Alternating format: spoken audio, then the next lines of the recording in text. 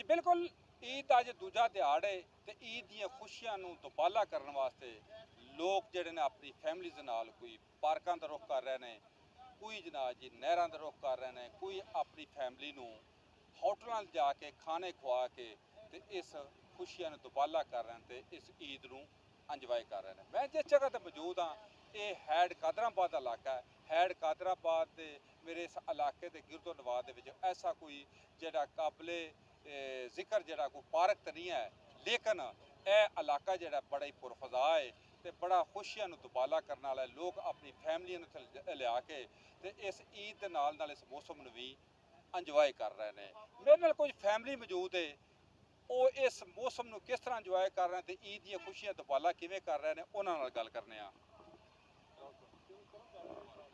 हाँ जी माशाअल्लाह बड़ा अच्छा मौसम है तो ईद दियां भी खुशियां ने तो बड़ियां फैमिलियां इंजॉय कर रही ने तो असीं भी अल्हम्दुलिल्लाह इंजॉय करने वास्ते आए हैं कि क्या बात है। बड़ा ठंडा माहौल बेहतरीन तो बड़े पुरसकून माहौल है।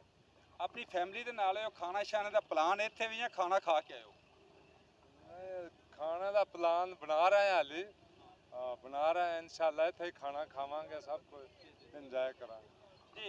इन्हां दा आखना है कि असीं भी अपनी फैमिली दे नाल है, मौसम बड़ा खुशगवार है तो ईद दियां खुशियां नूं दुबाला करने वास्ते इस खुशियां इस मौसम नूं इंजॉय करने वास्ते अपनी फैमिली दे नाल ते इत्थे भी खाने का प्रोग्राम बनांगे ते इस खुशियां नूं मजीद चार चंद लांगे जी।